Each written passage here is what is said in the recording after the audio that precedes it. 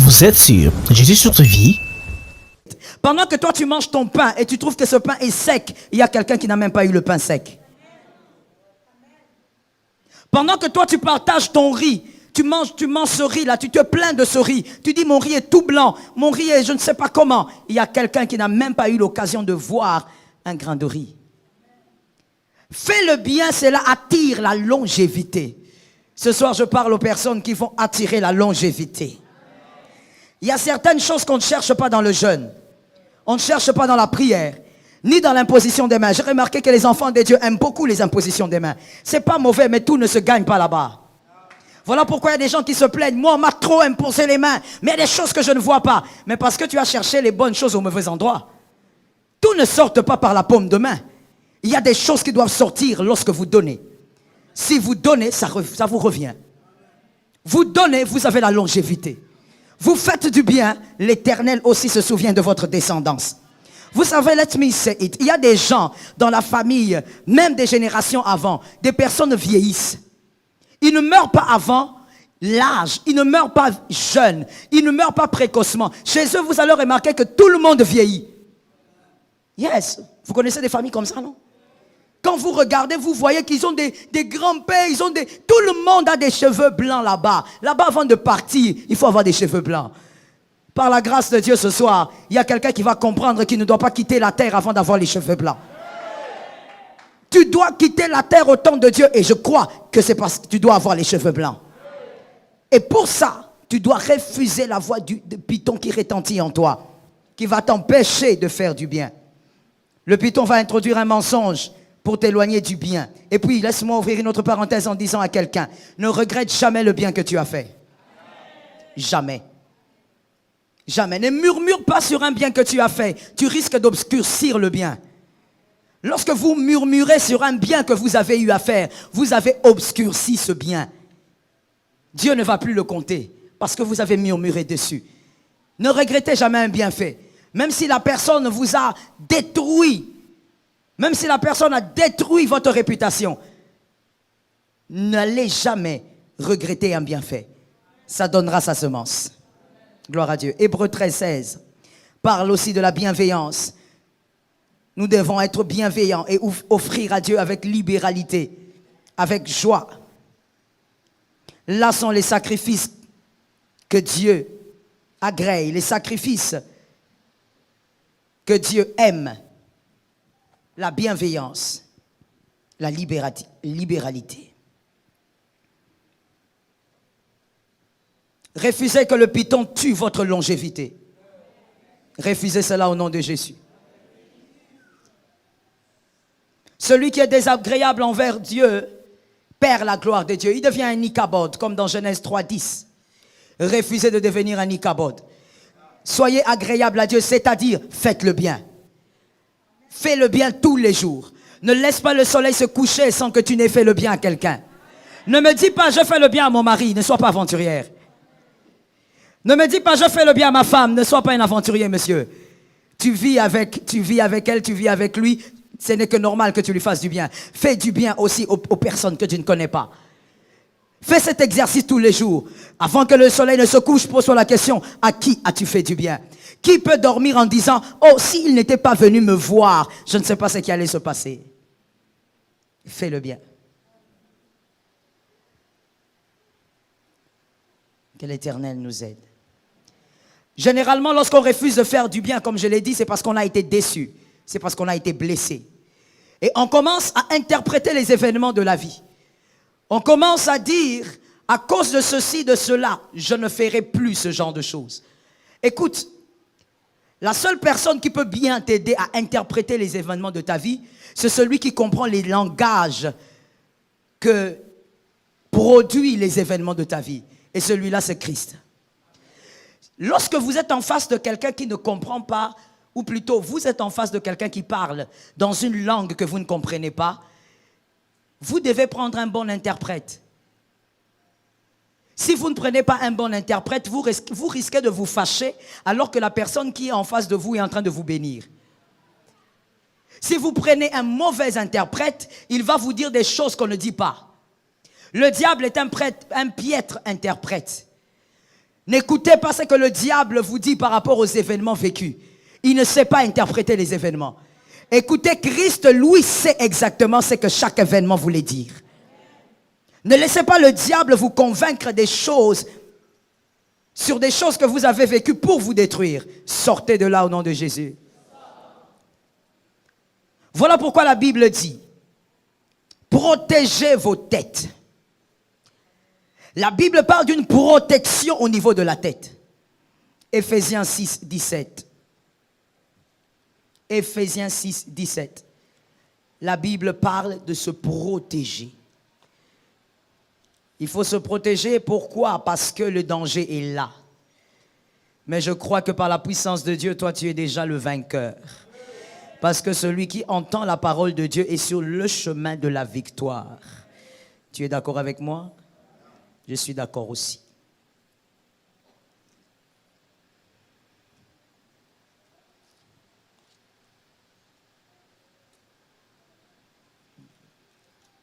Saint-Esprit. Éphésiens, combien? Merci. Nous lisons au nom de Jésus. Prenez aussi le casque du salut et l'épée de l'esprit qui est la parole de Dieu, parole du Seigneur. Je reprends cette écriture, c'est important de la comprendre. Prenez aussi le casque du salut et l'épée de l'esprit qui est la parole de Dieu, parole du Seigneur.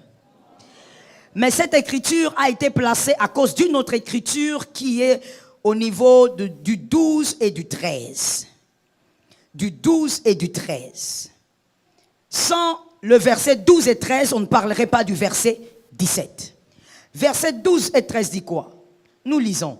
Car nous n'avons pas à lutter contre la chair et le sang, mais contre les dominations, contre les autorités, contre les princes de ce monde des ténèbres, contre les esprits méchants dans les lieux célestes. Paul est en train de dire, voici ce qui nous combat. Nous n'avons pas à lutter contre la chair et le sang. Mais les choses avec lesquelles nous luttons sont des choses ou des esprits spirituels, des esprits célestes, des démons. Voilà pourquoi vous devez vous protéger. Sans cela, vous êtes en danger. Je suis d'accord avec vous. Et donc le verset 13 dit maintenant, c'est pourquoi prenez toutes les armes de Dieu. Protéger, si on arrive à tomber, si on arrive à trébucher, c'est pour se protéger des blessures. Les casques du salut. Se protéger des blessures. Venez. Venez ici. Retournez-vous vers le peuple. Mettez sur la tête. Le casque du salut. Ça, c'est un casque. C'est dur. Ce n'est pas un chapeau. Ce n'est pas un bonnet. C'est un casque. Et là, il n'a même pas que le casque sur la tête. Même, il est sur le visage. Carrément. Le casque. Ça ressemble à ça. On dit, mettez un casque.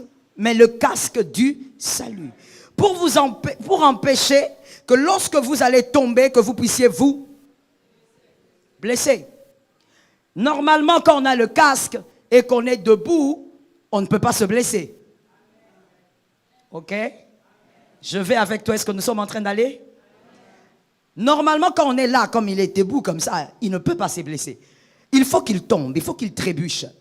Mais qu'est-ce qui fait tomber? Qu'est-ce qui fait trébucher? Les principautés, les démons, les esprits impurs. Ils vont tout faire pour vous faire trébucher. Essayez un peu de vous mettre à genoux avec un seul genou. Ils essayent de vous faire trébucher. Et quand vous trébuchez, même si la tête cogne le sol, vous serez protégé totalement. Lorsque les démons veulent vous faire trébucher, le python, il veut vous faire trébucher. Vous tombez par exemple dans un péché, pour vous relever, vous avez besoin du Saint-Esprit. N'est-ce pas? Vous avez besoin du Saint-Esprit. Mais maintenant, pour être protégé au niveau de la tête et ne pas être blessé quand vous serez tombé, vous avez besoin du casque. Quelles sont les blessures? C'est lorsque le python vous dit, tu vois, tu n'es qu'un pécheur. Tu n'es qu'un homme indigne. Est-ce que toi aussi tu peux parler de Jésus? Regarde ce que tu as fait. Il commence à blesser vos pensées. Mais quand vous avez le casque, il ne peut pas blesser vos pensées. Vous lui direz, je suis tombé, mais il est écrit. Vous irez avec la parole parce que vous avez le casque. Les casques du salut, c'est quoi spirituellement? Les casques du salut, parce que le salut d'abord c'est quoi? Le salut, c'est quoi et c'est qui? Le salut, c'est simplement Jésus-Christ ressuscité. Et le casque du salut, c'est quoi? C'est la vérité qui sort de la bouche du Christ. Parce que dans la vérité qui sort de la bouche du Christ, il y a ton salut dans la totalité. Est-ce que quelqu'un m'entend? Et donc, lorsque vous trébuchez, le diable veut blesser vos pensées par des paroles de condamnation. Le python veut blesser vos pensées par des paroles qui vont vous garder à terre. Mais vous, levez-vous, vous direz, je peux me relever parce qu'il est écrit. Il y a une vérité qui ne peut pas me permettre de me blesser au niveau des pensées. La vérité, c'est que je suis un élu. Je tombe et je me relève. La vérité, c'est que même si je suis tombé, je ne suis pas ton fils, j'appartiens à un père. Protégez vos pensées par le casque. Protégez vos pensées par la vérité. C'est la vérité qui est la seule chose capable de protéger vos pensées contre les paroles du python. La vérité qui sort de la bouche du Christ. Et cette vérité aujourd'hui, on peut la trouver dans la parole. Cette vérité vous préserve. Cette vérité permet que certaines lésions n'atteignent pas votre tête, votre cerveau. Malgré les difficultés de la vie, vous direz, Jésus est avec moi. Parce que vous êtes protégé au niveau de vos pensées. Le diable viendra vous dire, tu ne dois pas faire des bonnes œuvres, et vous direz, même si l'autre m'a trahi, il y aura quand même les chansons quelque part. Est-ce que quelqu'un m'entend? Vous êtes protégé dans vos pensées par le casque. Vous savez, les élus dans une église locale qui sont protégés par le casque du salut, c'est-à-dire la vérité de la parole de Dieu, la vérité qui est Christ et qui est sa parole, ne sont pas des chrétiens qui sont versatiles. Le lundi, il est zélé. Le mardi, il est découragé. Le mercredi, il a besoin d'appeler un prophète pour qu'on remonte sa foi. Mais dans l'église locale, dans les églises locales, on a malheureusement des chrétiens comme ça. Si vous ne l'encouragez pas, il n'a pas de zèle pour le Seigneur. Parce qu'il n'a pas de casque. Il n'y a pas de vérité qui protège ses pensées. La vérité doit protéger tes pensées. Même si un homme t'encourage aujourd'hui, monsieur, je peux t'encourager aujourd'hui, demain, je ne serai pas toujours là. C'est un mensonge que de faire croire aux enfants de Dieu que le pasteur sera toujours là. C'est faux. Vous êtes pasteur, vous êtes mortel. Donc vous passerez aussi. Voilà pourquoi toi, tu dois apprendre à vivre dans une certaine indépendance spirituelle. Je n'ai pas entendu les amens. Je parle à toi, je n'ai pas entendu les amens. Tu dois apprendre à vivre dans une certaine indépendance spirituelle. Tu crois en Dieu, pas parce qu'il y a un pasteur qui te booste, mais parce que tu connais la vérité. La vérité est en train d'alimenter tes pensées. Tu crois en la guérison quand tu es malade. Pourquoi? Pas parce que mon pasteur fait des miracles, non. Mais parce que tu sais qu'il est écrit que par ses meurtrissures, je suis totalement guéri. Tes pensées sont protégées. L'année 2021 a commencé peut-être bizarrement, mais tu es protégé. Tu dis non, même si ça n'a pas bien commencé. La Bible dit, vaut mieux la fin que son commencement. Tu as des vérités qui te protègent, qui protègent tes pensées. Oh Lord, c'est merveilleux. Vous savez, tournez-vous. Quand vous avez le casque du salut, des pensées, des vérités bibliques qui protègent vos pensées, même lorsque vous serez en train de traverser l'ombre de la mort, vous serez focalisé sur la vérité et vous ne regarderez pas les ténèbres. Est-ce que quelqu'un m'entend? Vous serez concentré sur la vérité. Voilà pourquoi il y a des gens, on lui pose la question, mais toi, pourquoi tu es toujours souriant? Non, je ne suis pas souriant parce que je manque de problèmes. Je ne suis pas souriant parce que j'ai tout ce qu'il me faut. Je suis souriant parce que je connais la vérité. Je connais la vérité. Ah, je bénis celui qui comprend. Je connais la vérité. Dis à une âme, je connais la vérité. Voilà pourquoi je suis souriant ou souriante. C'est pas parce que j'ai tout. Non. Celui qui sourit dans le Seigneur, celui qui garde sa joie, celui qui garde sa foi, c'est parce qu'il connaît la vérité. Et donc, ses pensées sont barricadées. Le diable vient, il peut souffler, il dit, regarde comment tu souffres. Regarde comment tu es là, tu manques même à $5 à ton âge. Regarde, tu dois dépendre des gens pour ça. Quand le diable parle, quand le python parle, toi, il y a la vérité qui protège tes pensées. Toi, tu dis, c'est vrai, je manque aujourd'hui, mais ce que je manque aujourd'hui m'attend quelque part. Est-ce que quelqu'un m'entend bien? Protège tes pensées par le casque du salut. Le casque du salut va t'empêcher de vivre comme le commun de mortels. L'être humain est heureux quand tout va bien. L'être humain ordinaire. Il est heureux quand tout va bien. Et quand tout va mal, il devient malheureux. Ça, c'est l'être humain ordinaire. Je ne sais pas si tu en fais partie. Mais l'élu ne vit pas comme ça. L'élu, il est heureux quand le bonheur est là. Et quand tout va mal, il a confiance en Dieu. Non seulement il a confiance, mais il garde sa joie. Il se bat pour garder sa joie. Lorsqu'on a appelé David, Samuel a dit, est-ce qu'il n'y a pas quelqu'un qui manque ici? Finalement, on est allé chercher David. Quand David arrive, il dit, ah, c'est lui. Et David se rend compte qu'il est dans une réunion. Que quelqu'un me dise réunion. David se rend compte que là, lui, il était derrière les brebis. Il y avait une réunion qui se faisait ici. Il regarde ses frères, il regarde son père, il ne comprend pas. Il regarde un prophète, il voit Samuel, il ne comprend pas. Il dit, mais qu'est-ce qui se passe ici? Et puis on lui dit, c'est toi le roi qu'on est venu oindre. Ah bon? Mais comment la réunion s'est faite alors que je n'étais pas là? David n'a pas dit, ah, c'est vrai. Donc vous avez fait la réunion, vous ne m'avez pas appelé, vous me méprisez. Ah! David n'a pas le temps à perdre pour les plaintes. Celui qui est protégé par le casque du salut au niveau de ses pensées, il n'est pas dans les plaintes. Vous ne m'aviez pas appelé, mais là je suis là. Comme je suis là, mettez-lui sur la tête que je parte. Il n'a pas le temps pour les plaintes, parce que ses pensées sont remplies de bonnes choses. Ses pensées sont remplies de vérités qui émanent de Dieu. Il n'a pas le temps pour se plaindre des comportements des uns et des autres. Il est protégé au niveau de ses pensées. Que l'Éternel te fasse grâce.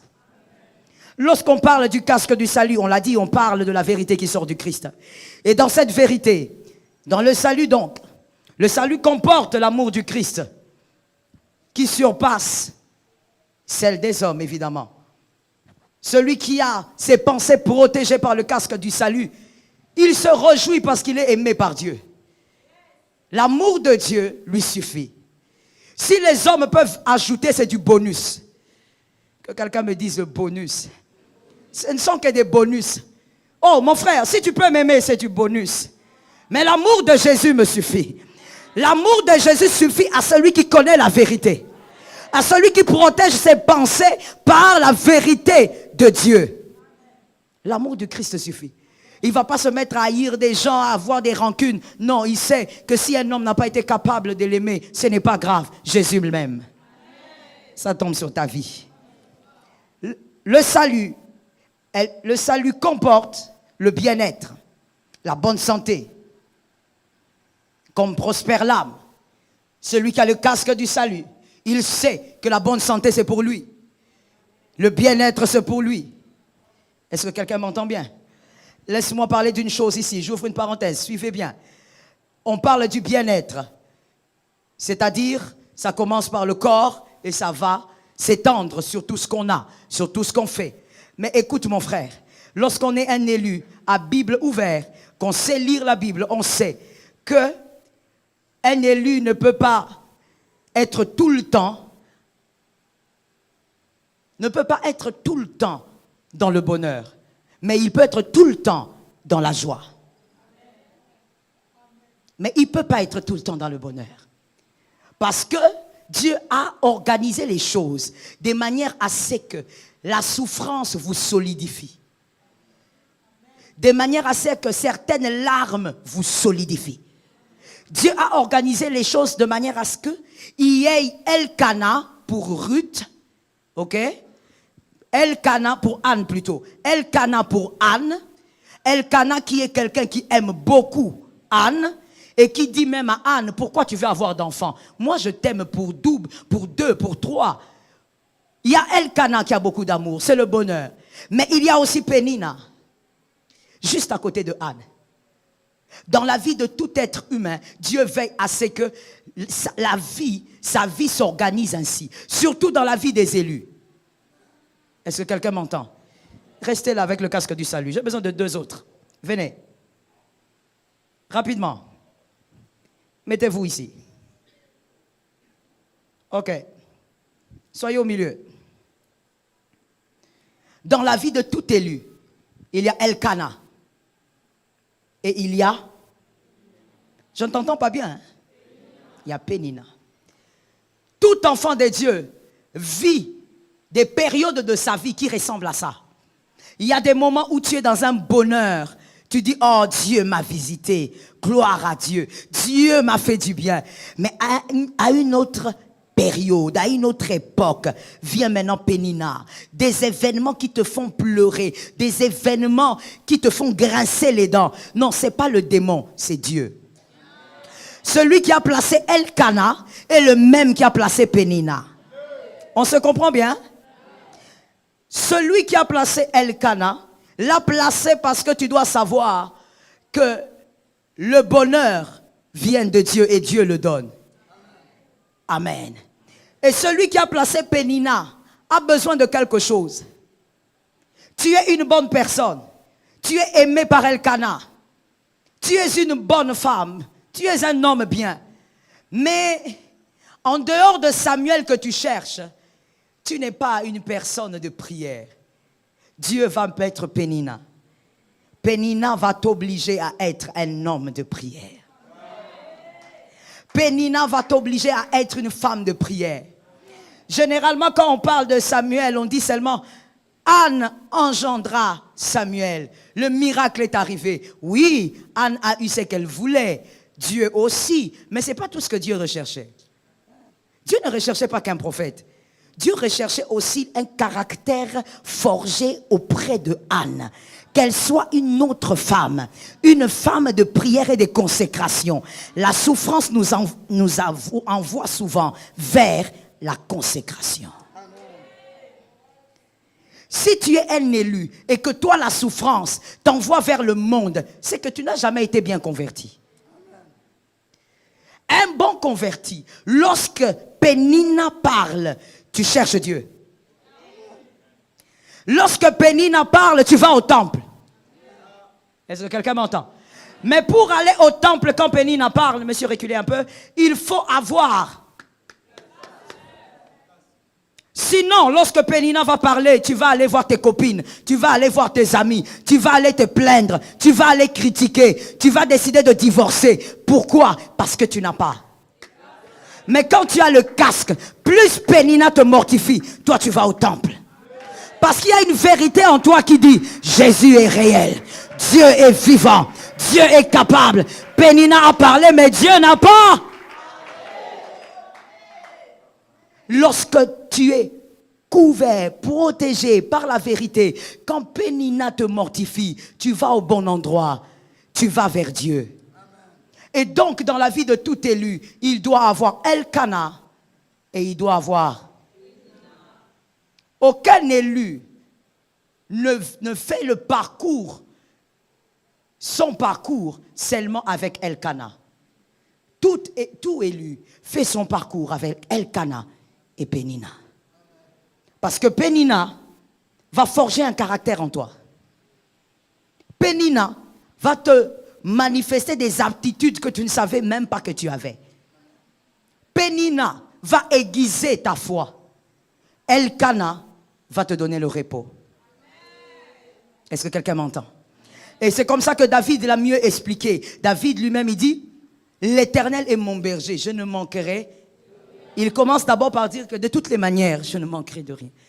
Mais à un autre moment, après avoir dit qu'il ne manquera de rien, qu'il ira vers les verts pâturages, il se reposera près des eaux paisibles. Mais à un moment donné, il nous rappelle que même lorsqu'il traversera la vallée, comme pour te dire, après le repos, après la restauration, après la plénitude, après tout ce que tu sais, n'oublie pas qu'il y aura un moment où tu traverseras.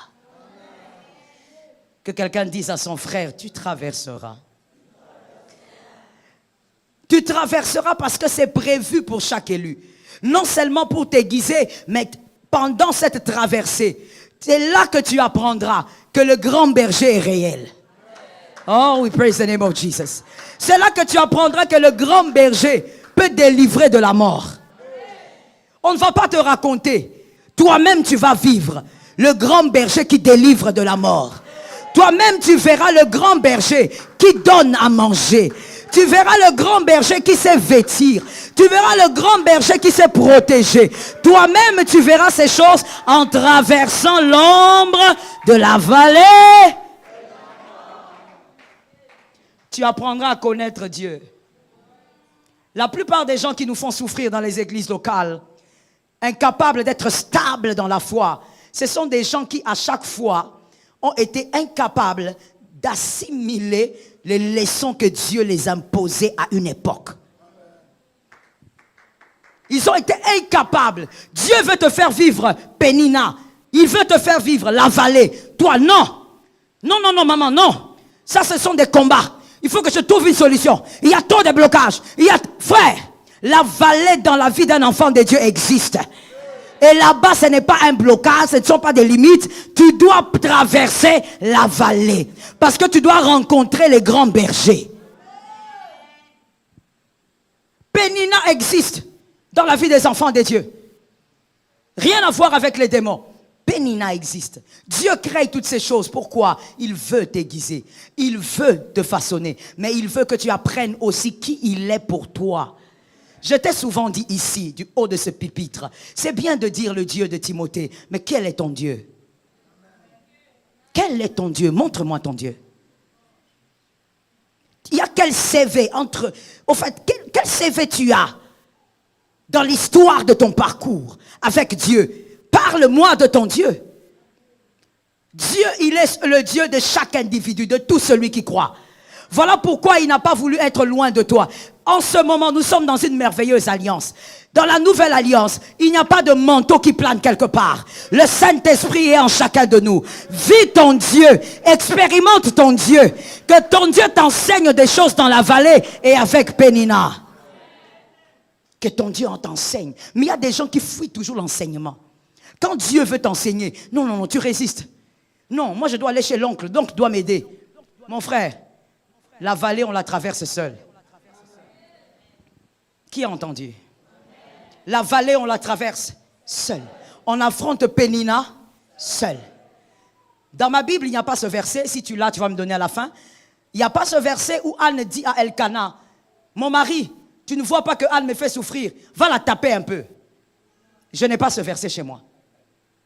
Lorsque Pénina parlait, Anne n'allait pas se plaindre auprès d'un homme parce qu'elle savait que la solution n'était pas un homme, le casque.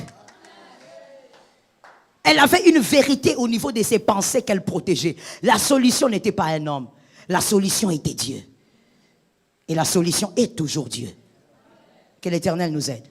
Les deux, vous pouvez partir. Que Dieu vous bénisse. Je reste avec celui-ci. Le salut, le casque, la vérité. En elle, il y a la bénédiction jusqu'à la 1000e génération. C'est une vérité qui te protège. Lorsque quelqu'un se lève et dit « je te maudis », tu regardes et tu ris, tu dis « tu ne sais pas de quoi tu parles ».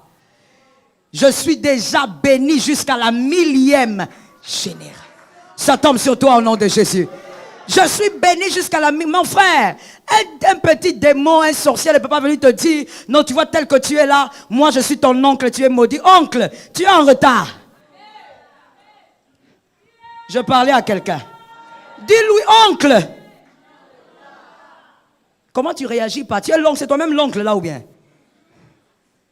Dis-lui, oncle, tu es. Celui qui m'a béni, m'a déjà béni jusqu'à la 1000e génération. C'est une vérité qui reste là. Et tu es protégé par cette vérité. Aucun autre mensonge ne peut venir te pénétrer. Vous êtes sur Jésus sur ta vie.